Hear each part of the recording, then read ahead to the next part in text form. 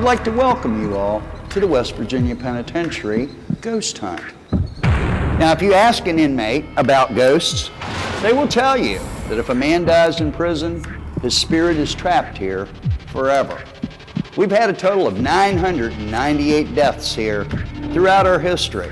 So if that's true, we've got a lot of spirits hanging around here. A prison is a very horrific place where horrific executions have taken place and inmates are fighting with each other and the crimes that the inmates committed to get there. So it creates this really horrific experience. The things that leave your imagination enough room to create the suspension of disbelief and to fill in the blanks are the ones that truly, fire the imagination and get you the most scared because they're very personal. You supply the scares. We are here to launch The Suffering, but I think more importantly, to sort of feel the energy and what it's like in this prison, because it's a very similar prison to what The Suffering is set in, remarkably. Now, historically speaking, we've had a very violent history here.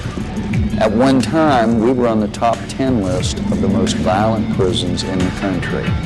We've had a total of 998 deaths here, 510 escapes, and 94 executions.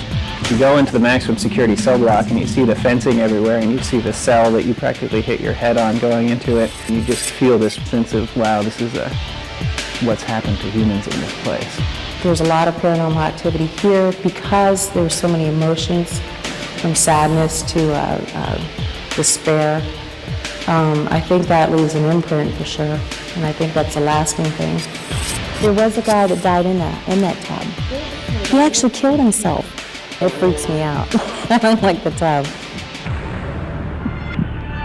I think that video games are perhaps the best way to explore horror because it's an interactive experience versus being a passive experience.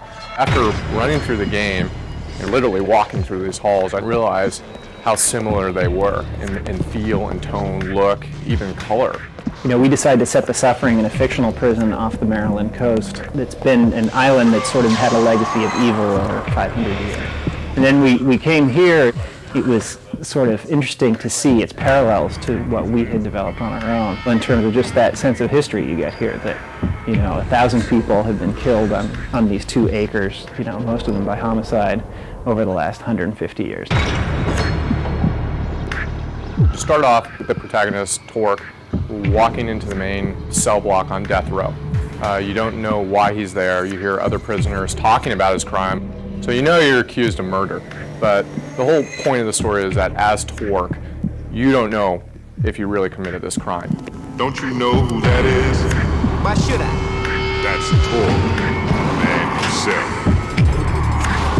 You're in prison, you killed your wife and kids. You're seeing these horrific images. As you become more insane and your rage meter goes up, you'll see split-second frames of the murder that you committed or you didn't commit. It's a game of discovery about Torque and the history of the island and how it all ties together. And that's actually affected by how the player plays the game. So you'll actually hear voices telling you, kill him, and then you hear your wife's voice, no, let him go. So you have this good and bad sort of pulling at you as you go through the game. I guess that grew out of our desire to sort of explore the morality of the player character. We wanted what the player did during the game to determine, whether Torque is guilty or not. I mean, there's very few games where you can really choose good or evil and have it affect the outcome of the game.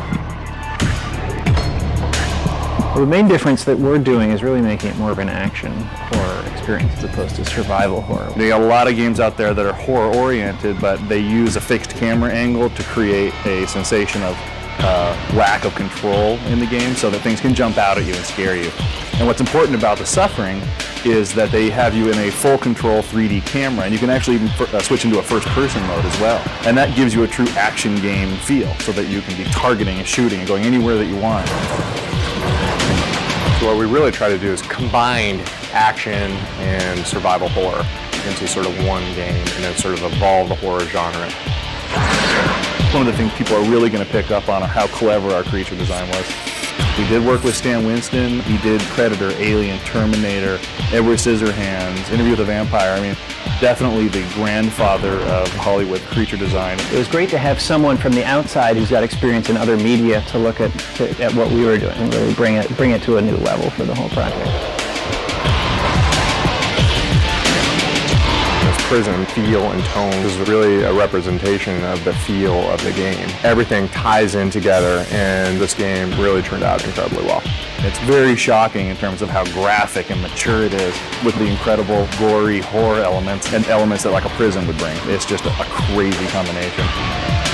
This definitely has, I guess, the worst of both worlds. Blood?